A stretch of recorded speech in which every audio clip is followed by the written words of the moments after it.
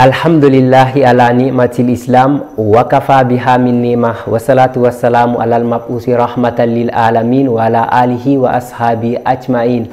Ayyuhal mushahiduna wal mushahidat, uhayyikum bi tahiyatil islam wa ya assalamu alaikum wa rahmatullahi wa barakatuhu.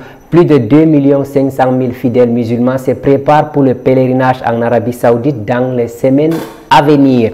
Cette adoration aussi importante pour les croyants est soumise à un certain nombre de règles dont le respect s'impose à tous.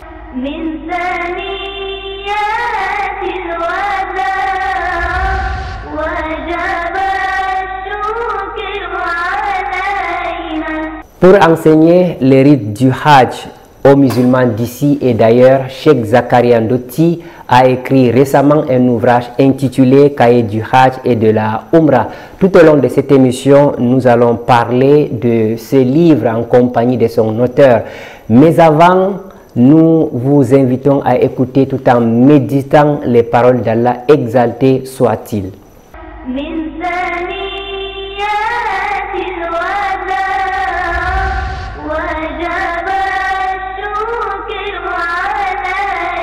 أعوذ بالله من الشيطان الرجيم إن هذا القرآن يهدي للتي هي أقوم ويبشر المؤمنين الذين يعملون الصالحات أن لهم أجرا كبيرا وأن الذين لا يؤمنون بالآخرة أعتدنا لهم عذابا أليما ويدعو الإنسان بالشر دعاءه بالخير وكان الإنسان عجولا وجعلنا الليل والنهار آيتين فمهونا آية الليل وجعلنا آية النهار مبصرة لتبتغوا فضلا من ربكم ولتعلموا عدد السنين والحساب وكل شيء فصلناه تفصيلا وكل إنسان ألزمناه طائره في عنقه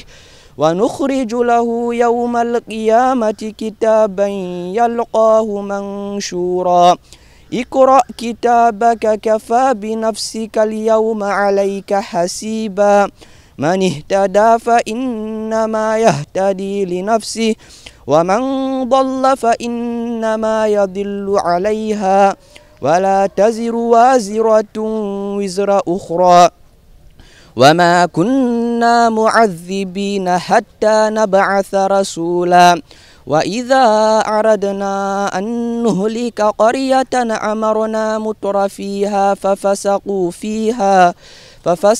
فيها فحق عليها القول فدمرناها تدميرا وكم أهلقنا من القرون من بعد نوح وكفى بربك بذنوب عباده خبيرا بصيرا من ثنيات الوداع وجب الشكر علينا. Après le mois de Ramadan, les musulmans ont un regard particulier sur le pèlerinage 2023. Quelques millions vont se rendre pour effectuer ce cinquième pilier de l'islam, et pour cela Cheikh Zakaria Ndotti a écrit un ouvrage intitulé Cahier du Hajj et de la Umrah. Nous allons donc parcourir ce livre ensemble avec lui, qui nous a fait honneur de répondre à notre invitation dans le cadre de cette émission. Cheikh Zakaria Ndotti, assalamu alaikum wa rahmatullahi wa barakatuhu. Wa alaykum assalam wa rahmatullahi wa barakatuh. Cheikh Zakaria Ndotti, nous rappelons que vous êtes imam et prédicateur encadreur des orphelins. Cheikh Zakaria Ndouti est aussi président de l'association pour l'éducation et le développement Al-Bayan. Vous êtes directeur de l'orphelinat islamique de Douala, OID. Cheikh Zakaria Ndouti est aussi écrivain, formateur des pèlerins. Vous êtes écrivain, Cheikh Zakaria. Vous avez écrit le viatique du musulman, du médecin musulman, de l'agonie aux condoléances, et récemment le cahier du Hajj et de la Umrah. Et ces livres nous intéressent particulièrement parce que les musulmans se préparent pour le pèlerinage 2023. La première question, Cheikh Zakaria Ndouti, dites-nous pourquoi avoir écrit ce livre? Bismillahirrahmanirrahim, wa salatu wa salamu ala Muhammadin wa ala alihi wa sahbihi wa man tabi'ahum bi ihsan ila yawmiddin, summa amma ba'd. Alhamdulillah, ce livre, le cahier du Hajj et de la Umrah, c'est juste un besoin qui s'exprime dans la communauté musulmane. C'est un pilier de l'islam dont beaucoup l'ignorent parce que ce ne sont pas des choses au quotidien comme la prière, comme le jeûne qui peut se faire à tout moment, qu'il soit facultatif ou obligatoire. Mais le pèlerinage, c'est un acte qui se fait une fois dans la vie, à titre obligatoire. Et beaucoup n'en savent pas, beaucoup jugent le pèlerinage comme une aventure, comme un tourisme. Et alors il est le devoir d'un enseignant, d'un prédicateur, de rapprocher les croyants à la bonne compréhension et les objectifs visés du Hajj. Cheikh, quelle est la cible en écrivant ce livre? Oui, la cible générale, c'est toute la communauté musulmane, et la cible particulière, ce sont des pèlerins. C'est une manière de les accompagner dans le rite du pèlerinage pour distinguer les actes facultatifs des actes obligatoires, ce qu'il faut, ce qu'il ne faut pas, les innovations à éviter. Dont la cible principale, ce sont des pèlerins, mais c'est un livre à la portée de tous, musulmans, ainsi que pour les non-musulmans, afin de savoir qu'est-ce que le pèlerinage. Qu'est-ce que le pèlerinage? Nous avons des centaines de journalistes non-musulmans qui parlent du pèlerinage, et c'est l'occasion aussi de savoir quelque chose du pèlerinage.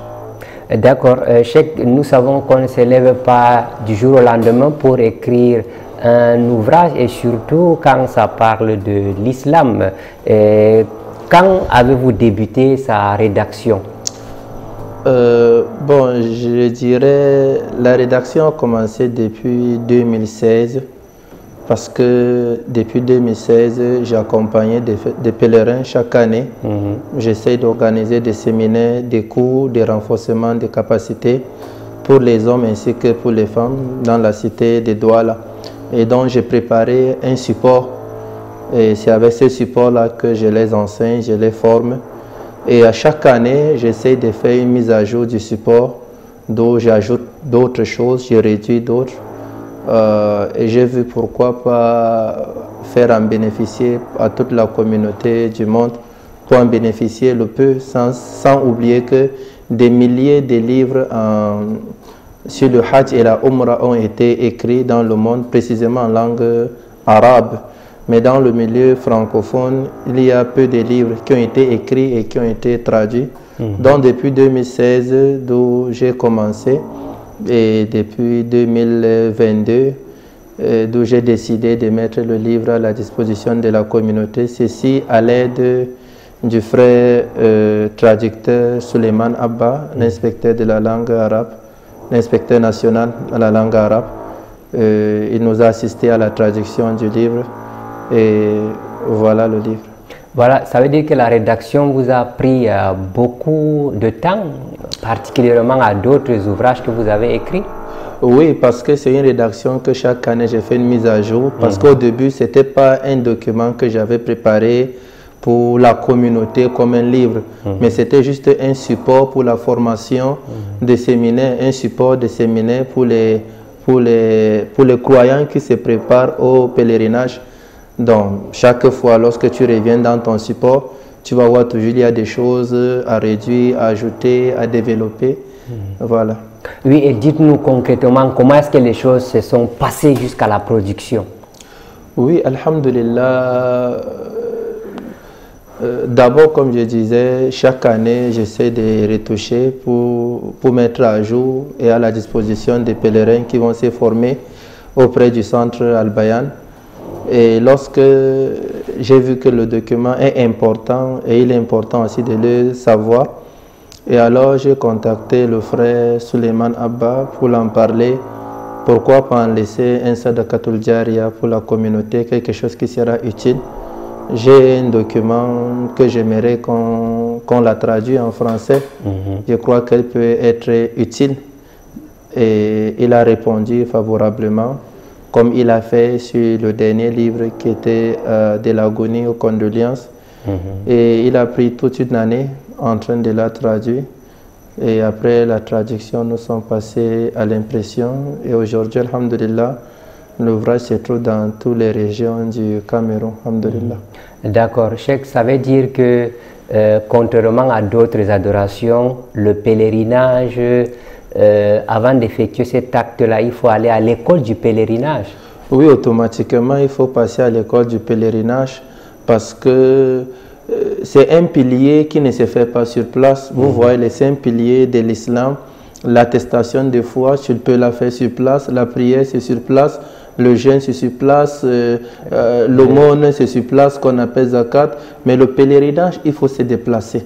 Il faut se déplacer d'un continent à un autre, ou d'un pays à autre, ou d'une ville à autre. Et lorsque tu te rends, il y a autant de choses qui sont des rites. Et à nos jours, beaucoup se rendent parce que d'autres sortent d'une localité ou d'une zone qui n'y a même pas des écoles, ni de prêches, ni des enseignements islamiques.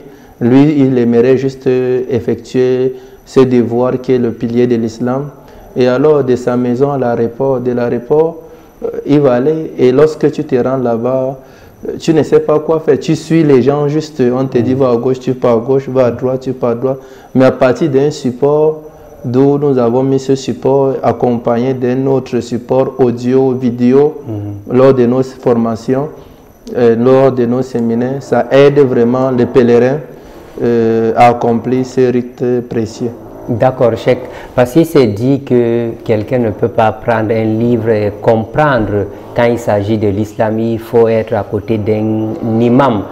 Parlant de cet ouvrage, le cahier du Hajj et de la Umrah, est-ce que seul quelqu'un peut s'approprier de tout ce que vous avez donné comme enseignement à l'intérieur? Oui, disons parce que le cahier du Hajj et de la Umrah, ça a été très simple.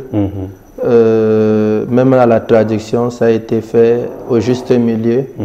Et c'est un document que je n'ai pas développé des écoles de jurisprudence parce que nous savions dans la jurisprudence, souvent il y a des divergences internes, que ce soit entre l'école Malikiya ou l'école Malikiya et Shafi'iya. J'ai essayé juste de relater ce qui a été dit par des arguments plus fondés. Exemple, lorsque nous parlons des piliers, nous allons dire le pèlerinage a tel nombre de piliers. La sacralisation, voilà là où ça commence. Le point de sacralisation, c'est là-bas. Le tawaf consiste, il y a tel type de tawaf, ça consiste à commencer de tel endroit. Donc, c'est un livre simple, voilà, sans trop de divergences et accompagné des arguments et avec une mise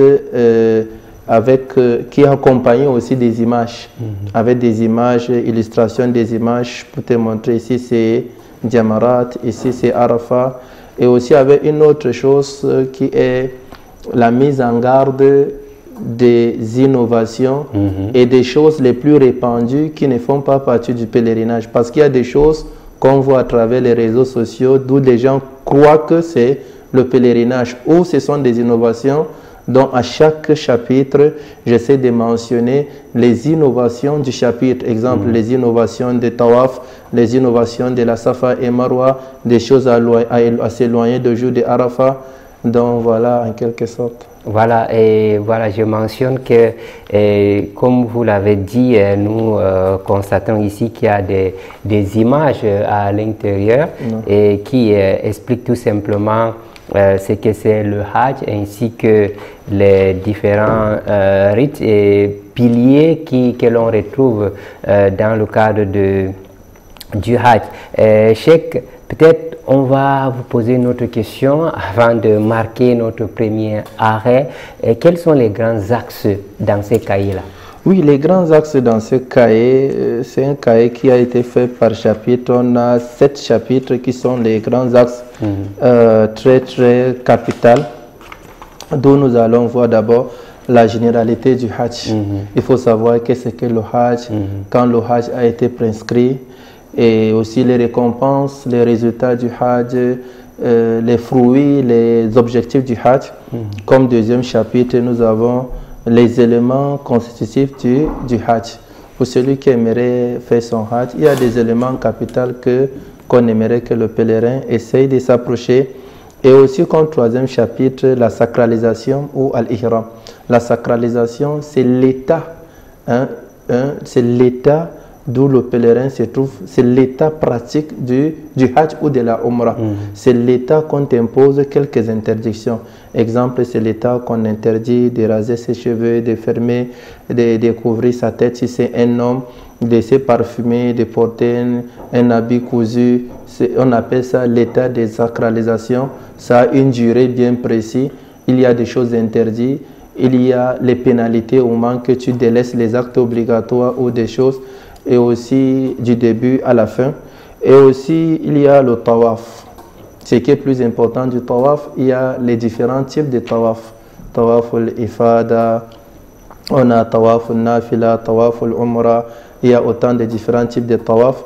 Et aussi, il y a les sunnahs recommandés, où ça commence, où ça finit, entre le coin yéménite et la Kaaba. Qu'est-ce qu'il faut réciter lorsqu'on vient au Maqam Ibrahim? Qu'est-ce qu'on récite? Lorsqu'on finit le tawaf, on doit faire la nafila. Qu'est-ce qu'on doit faire? Et maintenant, les innovations à s'éloigner du tawaf. Et aussi le jour de Tarwiyah. Le jour de Tarwiyah, c'est le lancement du grand pèlerinage. Donc, c'est le 8 du mois de Zulhijjah. C'est le jour que les pèlerins se déplacent de leurs hôtels ou du point de sacralisation pour se rendre à Mina, pour aller passer la nuit là-bas, et le lendemain qui est le 9 pour aller se rendre à Arafat, passer la journée jusqu'au coucher du soleil et quitter de Arafat pour venir passer la nuit à Muzdalifa. Et dès le matin qui est le 10 du mois de Zulhijjah, ils vont se rendre encore à Mina pour effectuer 2 ou 3 jours de rite du pèlerinage. J'ai essayé de préciser ça. Et aussi les jours de Tashrik, dont les 3 jours. Ici, pour les non-pèlerins, on appelle ça les 3 jours de la fête. Et c'est les 3 jours où les pèlerins aussi sont en train d'achever leur rite du pèlerinage. Et comme 8e chapitre, la description du Hajj. Donc, prenons l'exemple de la maison. Tu sors, tu fais l'invocation de sortie. Quand tu viens pour voyager, tu prends ta place à l'avion. Voilà l'invocation du voyage. Lorsque l'avion monte un peu, tu fais le tasbih. Quand ça descend, tu fais le takbir.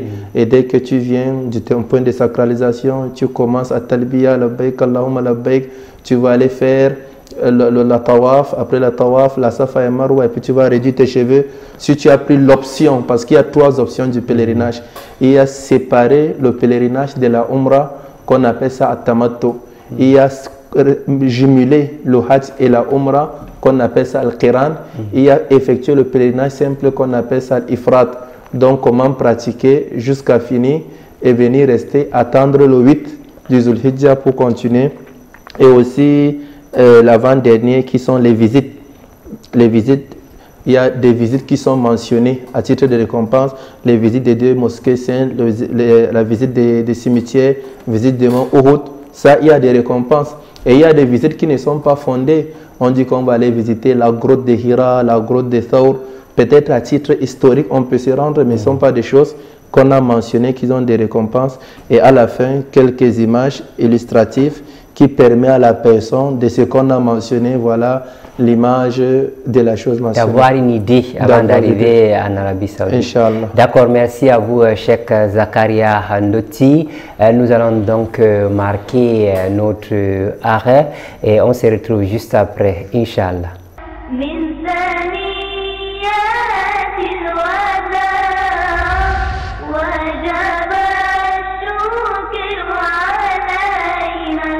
Alhamdulillah wa kafa wa salatu wa salamu ala nabihi al-Mustafa wa ala alihi wa sahbihi wa man tala. Amma ba'd, chers frères et sœurs, chers amis, dans le cadre de ces numéros, nous allons parler d'Ibrahim alayhi salam. Ibrahim alayhi salam est l'un des meilleurs messagers d'Allah que le monde a connu. Il est considéré comme le deuxième après notre prophète sallallahu alayhi wa sallam Muhammad. Parmi les 5 meilleurs messagers qu'Allah il qualifie de doués de fermeté ulul azmi min ar-rusul. En vertu de ses qualités exceptionnelles et variées, Ibrahim alayhi salam est considéré et qualifié de Ummah aussi par Allah, c'est-à-dire qu'en lui seul il représente toute une communauté. Et ce grand messager qui sera, comme nous l'a dit, le premier à être vêtu le jour de la résurrection, s'appelle également Abul Anbiya, le père des messagers, le père des prophètes, puisque tous les prophètes venus après lui sont issus de sa descendance. Il est en fait, Allah lui a en fait accordé 2 enfants, à savoir tous les 2 prophètes, Ishaq et Yaqub, Ishaq et Ismaël. De la lignée d'Ishaq est sorti le plus grand nombre de prophètes, dont les prophètes de Bani Israël, et de la lignée d'Ismaël est sorti le dernier prophète, notre bien-aimé Muhammad alayhi afdalus salati wa azkat taslim. Ibrahim est né dans la ville de Babylone, l'actuel Irak, et il a trouvé son peuple, ses peuples en train d'adorer des idoles. C'était des idolâtres. Ils adoraient principalement les étoiles, puisque les étoiles n'étaient pas tout le temps disponibles, ils ne les observaient pas tout le temps. Ils ont fait leur représentation sur la terre sous forme de statues dont ils adoraient également. Et ils adoraient enfin leur roi Namrud, qui se considérait d'ailleurs comme la divinité supérieure à toutes les autres divinités. Dès son tendre enfance, il contestait déjà l'adoration des idoles, comme Allah le dit dans le Coran. وَلَقَدْ آتَيْنَا إِبْرَاهِيمَ رُشْدَهُ مِنْ قَبْلُ وَكُنَّا بِهِ عَالِمِينَ. Nous avons placé Ibrahim sur le droit chemin bien auparavant, c'est-à-dire dès l'enfance, et nous en avons pleine connaissance. Alors, quel a été le combat d'Ibrahim alayhi salam? Nous allons le voir avec son père, avec son peuple, avec le roi, et nous allons voir cela dans le numéro qui va suivre.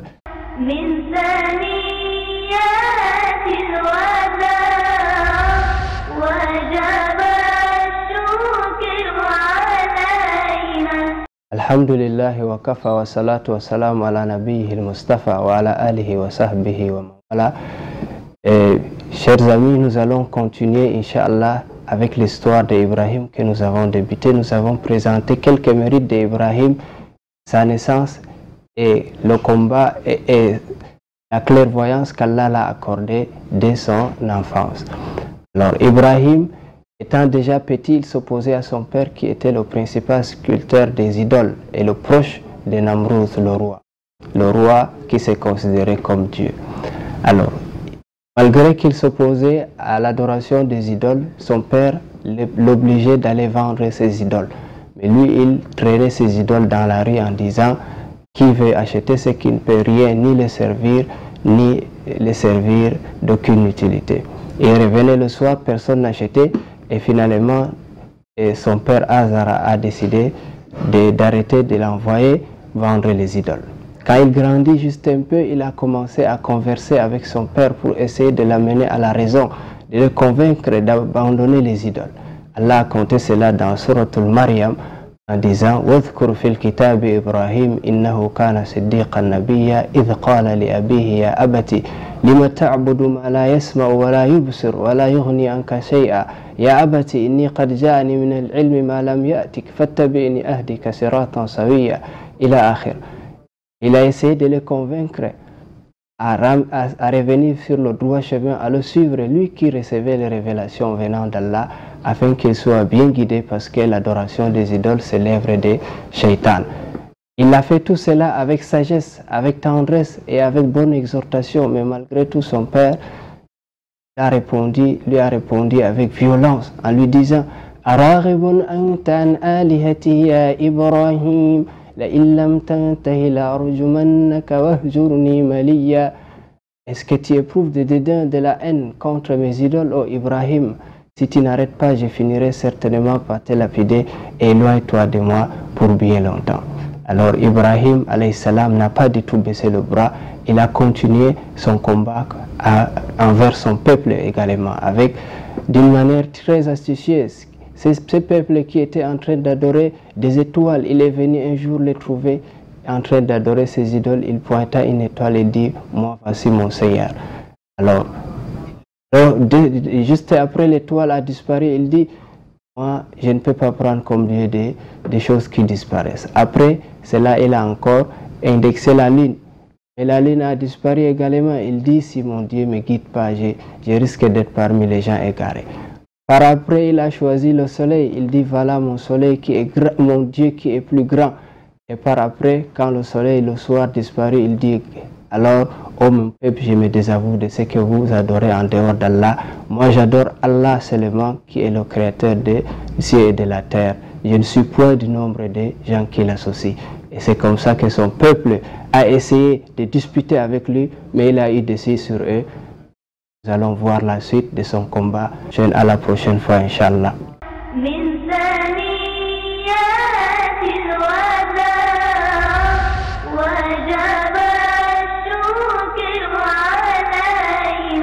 Alhamdulillah, Souma Alhamdulillah, de retour sur ce plateau de Vitrine de l'Islam. Nous sommes en compagnie de Cheikh Zakaria Ndoti, imam et prédicateur encadreur des orphelins. Cheikh Zakaria Ndoti, le président de l'association pour l'éducation et le développement Al-Bayan. Il est aussi le directeur de l'orphelinat islamique de Douala, l'OID. Cheikh Zakaria Ndoti est formateur de pèlerins. Il est aussi écrivain. À son actif déjà 3 livres, je le disais à l'entente de l'émission. Vous avez écrit le viatique du médecin musulman, de l'agonie aux condoléances, et le dernier ouvrage que vous avez mis à la disposition de la communauté, Cahier du Hajj et de la Umrah. C'est un livre qui vient à point nommé parce que la communauté se prépare pour célébrer, pour aller effectuer le Hajj du côté de l'Arabie Saoudite. C'est un livre qui pourra donc être un élément important pour ceux qui ne connaissent pas, ceux qui n'ont pas étudié. Cheikh, réellement, avant de parler du contenu ou questionner même certains chapitres que vous avez écrits ou bien comprendre ce que vous avez écrit dans les différents chapitres, est-ce que le temps que nous avons pour celui qui a l'intention d'aller au pèlerinage mais n'a pas suffisamment étudié encore l'opportunité ou bien l'occasion de se rapprocher ou bien prendre ses livres, étudier et aller faire le pèlerinage comme il se doit en très peu de temps, en un mois? J'ai pas bien saisi la question. J'ai dit, est-ce qu'un mois est assez suffisant pour lire ces livres, comprendre, aller faire son pèlerinage? Je me dis même à moins d'un mois, en une semaine, on peut bien comprendre le document. C'est pas un document lourd, c'est juste 45 pages et c'est accompagné des supports audio, vidéo qui va aider à la compréhension du document. Il suffit juste de se concentrer et d'étudier le livre.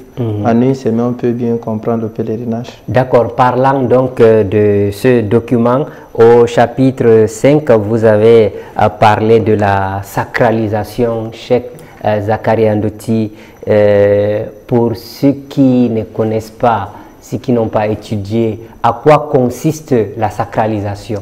Lorsqu'on dit la sacralisation, c'est Al-Ihram. Al-Ihram, il y a 2 sortes de ihram. Il y a ihram du temps, il y a ihram des lieux, qu'on appelle miqat al-zaman et miqat al-makan. À quelle période que le pèlerinage commence? Le pèlerinage commence dans ce mois, Shawwal, Zulqada et Zulhijjah. Et c'est ce qu'on appelle miqat al-zaman. Et miqat al-makan, il y a les 5 points de sacralisation d'où le pèlerinage commence. Lorsque tu traverses ces limites sans commencer ta umrah ou ton pèlerinage, tu as un devoir de revenir et commencer où il y a une pénalité sur toi pour couler le sang. À titre d'exemple, pour tous les 5 continents, un point de sacralisation, que ce soit par avion, par bateau ou par voie terrestre. Exemple, nous avons Zul Khulayfa, qui est le point de sacralisation des gens de Médine ou ceux qui sont passés à Médine. Zul Khulayfa, c'est à la sortie de Médine qui est à 400 km de la Mecque. On a Djouffa, on a Yalamlam, on a Zatul Irq, on a Yalamlam, et tous ces points de sacralisation, c'est de là que le pèlerinage commence. Et alors, il est recommandé de prendre un bain rituel au point de sacralisation pour l'homme, de se vêtir en 2 paniers blancs, ou choisissez la couleur que vous voulez, mais l'idéal c'est d'être blanc, de ne point porter l'habit cousu, de ne point se parfumer, de ne point fermer sa tête, d'être totalement nature, à sa nature, et aussi ne doit pas parler du mariage, demander la main ou finaliser son mariage. Tous ce sont des interdictions. Tuer un gibier, tous ce sont des interdictions. Et alors, lorsqu'il piétine ces pénalités, ou couper ses ongles ou ses orteils, et alors il y a des pénalités sur lui. Et c'est de là qu'il va commencer sa umrah, en disant labbaik Allahumma labbaik, labbaik la sharika laka labbaik, sans oublier aussi la nafila qui s'est fait au point de sacralisation, d'où le prophète le faisait. Et il lisait toujours la première rakat Fatiha et Suratul Kafirun, à la deuxième rakat Fatiha et Suratul Ikhlas. Donc c'est l'état là. Donc pour celui qui va faire la Umrah, ça prendra juste une demi-journée ou une journée. Mais pour le pèlerinage, à partir du 8, tu es en état de sacralisation. Le 9, tu es en état de sacralisation. Le 10, tu es en état de sacralisation. Lorsque tu peux faire des Jamarat, il y a ce qu'on appelle At-Tahallul al-Awwal. Toutes les interdictions sont levées, excepté le pèlerinage. Voilà. Et c'est comme ça. Donc, en quelque sorte, voilà. Ça veut dire que tout est mentionné, consigné dans ce document. Inch'Allah. Ce que vous avez expliqué. Allons comme ça, en feuilletant le livre, voilà, parlant du chapitre 6, où vous parlez du jour de Tarwiya. Le jour de Tarwiya, c'est quoi? Quel est ce jour? At-Tarwiya, c'est un mot arabe. Les Arabes ont l'habitude ce jour-là d'aller chercher de l'eau pour prendre l'eau, parce qu'à Mina, il n'y avait pas de l'eau. Et voilà pourquoi on a donné le nom de Tarwiya à ce jour. Le jour de Tarwiya, c'est le jour d'où le grand pèlerinage lance. Donc, les pèlerins vont sortir de leurs hôtels ou de leur point de sacralisation. Tout le monde va s'orienter vers Mina, qui est à peu près à 10 km du centre-ville de la Mecque. Et il y a des tentes là-bas. Ils vont aller là-bas prier Zour et Asr, Maghrib et Isha. Ils vont faire Qasru et sans Jam'u. Ils vont faire Jam'u, ils vont faire Qasru et sans faire Jam'u. Et le lendemain, qui est le 9, ils vont s'apprêter tous pour se rendre au mont Arafat pour aller effectuer le pilier principal du pèlerinage qu'on appelle Arafat. Comme le dit le prophète sallallahu alayhi wa sallam, al-hajju Arafah. Donc, en quelque sorte, voilà ce qui consiste le jour de Tarwiya. Voilà, parce que, Cheikh, nous notons quand même qu'il y a des expressions arabes que vous avez utilisées dans ces documents. Peut-être quelqu'un qui s'approprie de ce document, peut-être pour comprendre réellement, il va falloir se rapprocher de celui qui connaît quand même toutes ces expressions afin... Oui, en islam, il est difficile de s'en séparer de la langue arabe parce que nous vivons à partir du Coran et de la sunna du prophète qui ont été tous de la langue arabe. Si vous voyez, on appelle la prière la salat, c'est plus approprié. On dit le jeûne, al-siyam, on dit al-iman, on dit al-muslim, d'où vient musulman, al-muslim. Donc, ce n'est pas seulement dans le pèlerinage, dans l'azan, on dit l'imam, même en français on dit l'imam, mais ça vient de la langue arabe. Mais tous les termes arabes qui ont été mentionnés dans le livre ont été expliqués. D'accord. Et oui, effectivement, parce que au niveau du chapitre 4, à la page 18, vous mentionnez, vous parlez de tawaf. Le tawaf, c'est quoi? Comment ça s'est fait? Oui, le tawaf, vous savez, parmi les symboles principaux du pèlerinage, il y a Kaaba, ce qu'on appelle la maison d'Allah. Donc Kaaba, c'est là où tous les pèlerins viendront contourner autour de la Kaaba. Ça s'est fait 7 fois. Ça commence du point du limite de la pierre noire qu'on appelle Hajar al-Aswad et ça s'est fini là-bas. Donc c'est ça le tawaf. Et on a essayé d'expliquer les différents types de tawaf. Oui. Et ça veut dire qu'il y a plusieurs... Il y a plusieurs types de tawaf. Pour celui qui doit faire la tawaf, pour la umrah simple, c'est un tawaf. Pour le hajj simple, c'est un tawaf. Pour celui qui a pris l'option de al-Qiran, il doit faire un. Et aussi... Il y a tawaf nazr, le tawaf de vœux. Pour celui qui dit si Allah m'accorde l'examen, l'emploi, le mariage, je ferai le tawaf. Ce tawaf devient obligatoire sur lui. Et il y a aussi tawaf nafila. La tawaf à titre de nafila, parce que le prophète dit at-tawaf ou kassala. Le tawaf est semblable à la prière. La différence entre les deux, c'est parler. Vous pouvez parler. Et aussi, c'est de ça, dit les conditions de tawaf, comment s'habiller, qu'est-ce qu'on récite, qu'est-ce qu'on ne doit pas réciter, les innovations à éviter lors du tawaf. Voilà, et Cheikh, peut-être pour sortir par là, au chapitre 7, vous parlez des jours de Tashrik, c'est à la page 31, et nous, plus loin, vous avez évoqué à la leçon 10 les erreurs commises lors de la lapidation.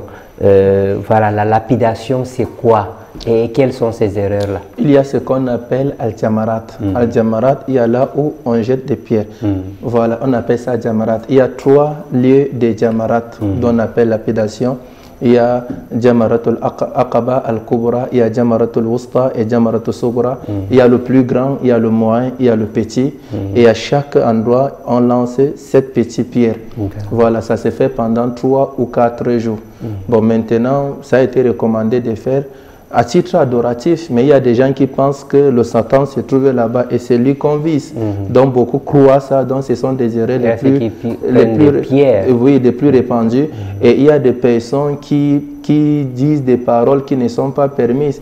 Ils croient que le shaitan est là, en lançant, il va l'insulter. Il va l'insulter, il va le blâmer, il va lancer, tandis que ce n'est pas recommandé. Et aussi, il y a des personnes qui exagèrent, qui prennent des fusils, des lances, des choses qui n'ont pas de sens. Ça, c'est à titre adoratif. Il n'y a pas Shaitan là-bas, c'est à titre adoratif. Le prophète sallallahu alayhi wa sallam dit « Innama ju'ila at-tawafu hawla al-bayt wa bayna as-safa wal-marwa wa rami al-jimar li iqamati dhikrillah » Allah a instauré le tawaf autour de la Kaaba, le tour entre la Safa et Marwa, les lapidations de Jamarat de pierre, juste pour maximiser les askars. Parce que lors de Jamarat, à chaque lancement, tu dis Allahu Akbar. Tu prends des pierres qui sont de juste milieu. On a illustré dans les images ici. Pas de grosses pierres et ni de petits. Et puis, à chaque lancement, tu vas faire Allahu Akbar. Et lorsque tu finis tout, tu vas faire le dua. Donc, il y a des choses que des gens exagèrent, d'autres prennent même comme à titre de comédie, quelque chose qui fait rire. Vous allez voir dans les réseaux sociaux, ça passe partout. Les gens prennent ça comme des blagues d'amusement, tandis que c'est l'adoration. Il ne faut pas qu'on s'amuse avec. D'accord, merci à vous, Cheikh. En parcourant cet ouvrage, on se rend compte effectivement que vous avez illustré à travers des images tout ce qui a été dit, tout ce qui a été mentionné concernant le pèlerinage. Donc, c'est un document qui permet bien évidemment aux non-initiés ou bien ceux qui n'ont pas assez de science en la matière de s'approprier, surtout si vous avez l'intention d'aller effectuer le Hajj à la Mecque dans les prochains jours, dans les prochaines semaines ou même dans les années à venir. C'est très important. Cheikh, nous restons du Hajj, peut-être sorti de votre livre. Nous sommes à quelques semaines du Hajj, du pèlerinage 2023 en Arabie Saoudite. Comment c'est préparé en général? Oui, les préparations du Hajj, Allah m'a demandé de se préparer, de prendre les provisions. Il a dit wa tazawwadu fa inna khayra zadi taqwa. Ici dans le verset, Allah fait allusion entre la préparatif physique, financier et la préparatif spirituel. Allah dit préparez-vous, prenez des provisions, mais la meilleure c'est celui de la piété. Donc d'où les meilleures préparations du Hajj, c'est de savoir la science du Hajj. Qu'est-ce que le Hajj? À quoi consiste le Hajj? Quels sont les actes facultatifs, les actes obligatoires, les actes de conseil? Qu'est-ce qui annule le Hajj? Comment réparer des erreurs? Comment garder sa crainte et sa sincérité envers le Hajj? Comment cacher les œuvres qu'on a dédiées pour Allah Tabaraka wa Ta'ala? Donc il faut préparer ça. C'est ça qui est le plus important, parce qu'à chaque fois, j'ai dit, on a plus besoin de connaître le Hajj sur le plan théorique que sur le plan pratique. Parce que sur le plan pratique, quand tu te rends là-bas, tu ne peux pas voir les gens faire le tawaf au sens inverse. Tu vas trouver les gens faire le même système de tawaf. Le pain qu'on apprend à porter, tu peux l'apprendre, il y a la ceinture, tu mets, c'est simple. Se rendre au mont Arafat, tu ne peux pas rater, chacun connaît la voie. Peut-être au retour, tu peux te perdre, c'est autre chose. Mais tous les rites du pèlerinage, la Safa et Marwa, tu montes, tu descends. Mais sur le plan théorique, à quoi consiste les actes obligatoires, les actes de conseil, les conditions, c'est qu'on récite. Si vous partez à la Mecque à midi, vous allez voir des personnes qui disent Allahumma, d'autres disent Allahumma, hein, Rabbana, ils disent Rabbana. Pourquoi? Parce qu'ils sont venus vides, ils ne connaissent rien et ils ont pris une personne, tout ce qu'il dit, ils disent après lui. Admettons que lui aussi il ne maîtrise pas. Il va les égarer. Tu vas les dépenser des milliers, des centaines, des millions, tu reviens. Donc voilà ces premiers préparatifs. Et de l'autre côté, c'est préparé sur le côté financier. Jusqu'à nos jours, il y a des personnes qui se rendent à la Mecque et qui mendient, qui sont des mendiants, qui demandent quoi manger, qui demandent... Non, il faut te préparer sur le plan, sur le santé, faire tes visites, et prendre des conseils d'un médecin, tu essayes de voir tu as quel genre de maladie, qu'est-ce qu'il faut. Il faut tous des conditions, il faut rencontrer des personnes qui ont un peu de l'expérience pour t'accompagner et chercher des meilleures personnes, des amis, des meilleures compagnies, des hajj pour t'accompagner dans ta foi, qui vont s'inquiéter vraiment de toi. Tu es où? Tu es en bonne santé? Aujourd'hui, c'est elles qui mettent sur place des enseignements, des cours, des accompagnements. C'est ça qui est capital pour le pèlerin pour préparer son hajj. D'accord. Nous avons donc suivi, Cheikh, nous retenons que la meilleure préparation, c'est la crainte d'Allah exalté soit-il, et connaître bien évidemment ce qui est enseigné durant la période du Hajj. Bien évidemment, votre ouvrage est un outil important pour ceux qui en veulent, et pour se procurer de ce document, il suffit tout simplement de nous contacter à travers les numéros qui s'affichent au bas de votre écran. Bien évidemment, vous allez entrer en possession de cet ouvrage. Cheikh, vous l'avez dit que c'est un livre disponible au Cameroun, partout, ici à Douala et dans toutes les régions. Oui, c'est un livre déjà qu'il y a les dépôts dans le nord, dans l'Adamawa, précisément à Gaoundéré, à Garoua, à Maroua, à Kousseri, à Bertoua, à Yaoundé, à Bafoussam. Il y a déjà des dépôts d'où l'on peut trouver sur place, ou bien en contactant les numéros des vitrines de l'islam, il trouvera le document, Inch'Allah. D'accord, merci une fois de plus à vous, Cheikh Zakari Ndoti. Nous allons prendre une deuxième pause.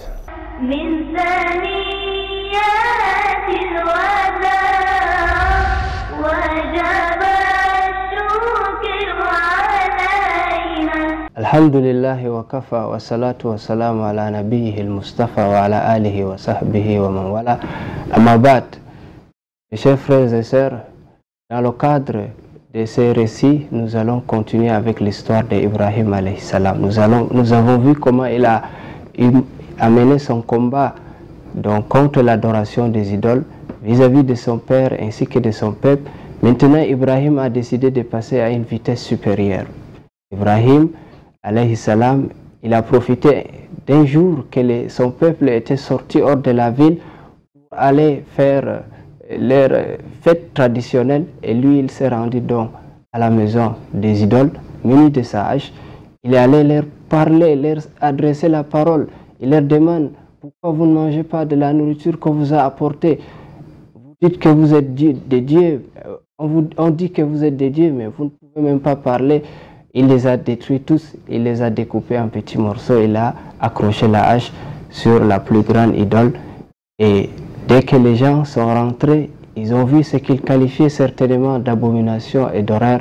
Ils ont dit: qui a pu faire une chose pareille? Ça doit être Ibrahim. Ils ont convoqué Ibrahim tout de suite, qui était le principal suspect. Ils ont demandé à Ibrahim de leur dire que non, ça doit être la plus grande idole. Il faut leur demander à ces idoles, ils vont vous répondre. Alors, pour leur dire en fait, même si il pouvait exister plusieurs dieux, il devait avoir une divinité qui devait s'imposer sur l'autre. Ils ont dit à Ibrahim: mais tu sais bien qu'ils ne peuvent pas parler.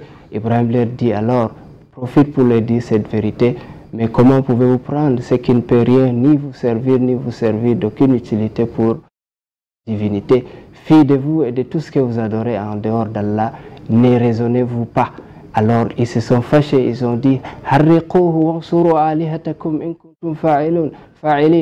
Alors brûlez-les, venez au secours à vos idoles si vous voulez vraiment faire quelque chose pour vos dieux. C'est ainsi donc qu'ils ont allumé un très grand feu dans lequel ils l'ont jeté à l'aide d'une catapulte.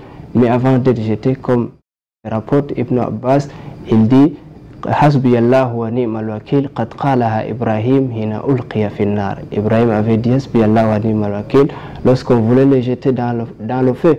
Il a dit Allah me suffit et il est mon meilleur garant, et c'est ainsi qu'Allah a ordonné au feu Yanaru kuni bardan wa salam ala Ibrahim, au feu soit une fraîcheur pacifique pour Ibrahim.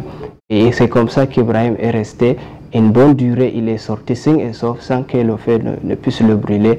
Et c'est alors que Namrouz l'a convoqué pour lui dire, ou lui demander de lui parler de Dieu, de son Dieu. Il dit que mon Dieu est celui qui donne la vie et décrète la mort. Il dit également, moi aussi je peux donner la vie et décréter la mort. Et c'est à ce moment qu'il a convoqué deux prisonniers, il a tué un, il a libéré l'autre. Il dit que voilà comment moi je donne aussi la vie, je décrète la mort. Ibrahim lui dit, mon Seigneur, puisqu'il amène le soleil tous les jours du côté de l'Event, et toi alors fais venir le soleil du côté des couchants. C'est comme ça qu'Allah dit, le mécréant dont Namrouz était resté confondu. Nous allons voir la suite dans le numéro qui va suivre.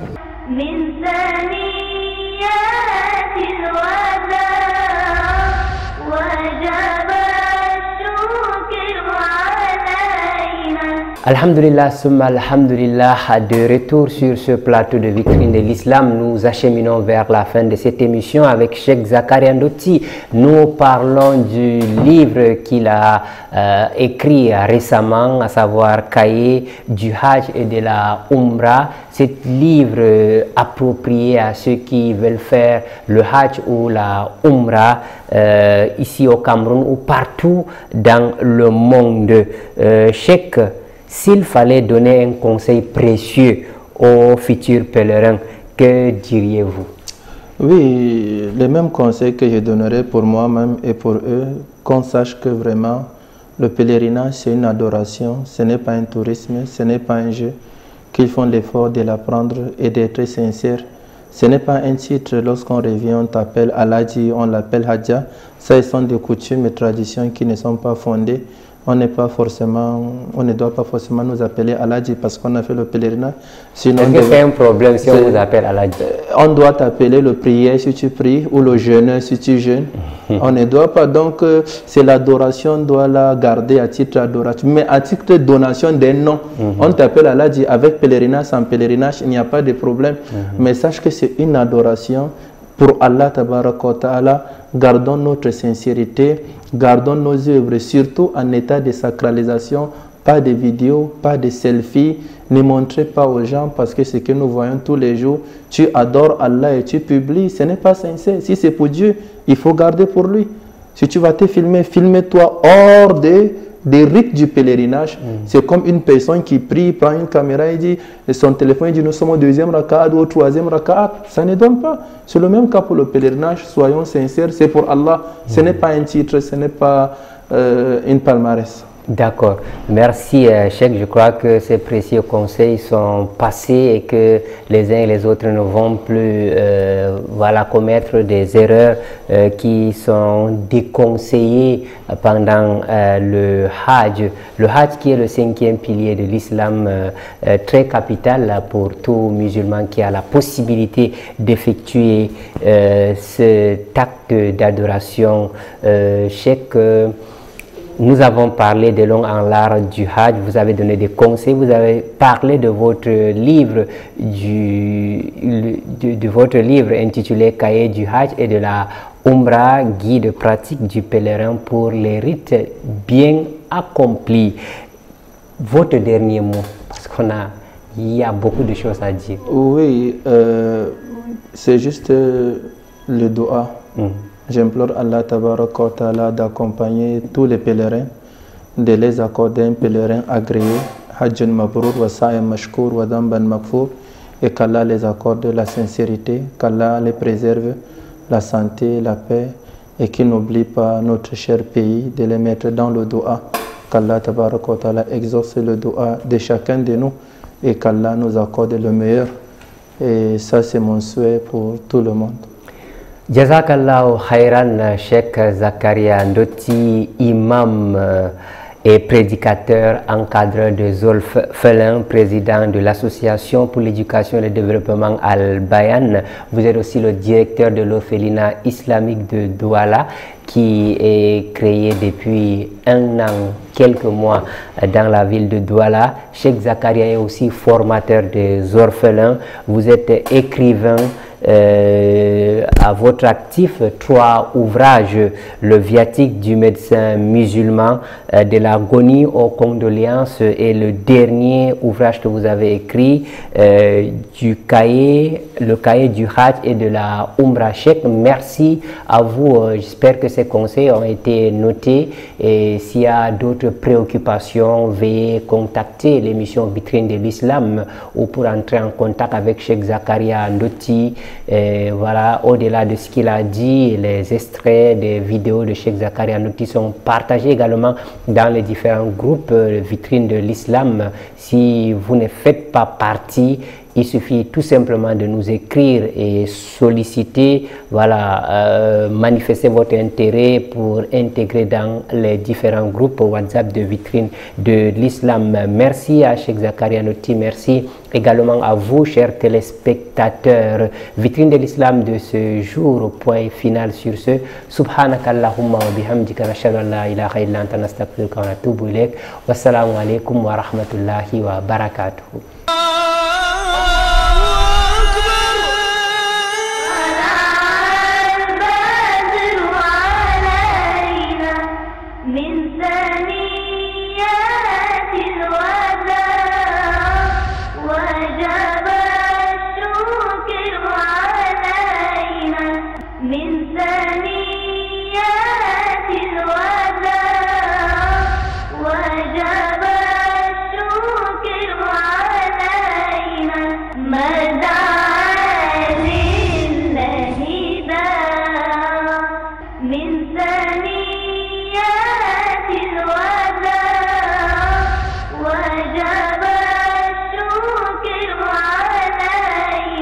ما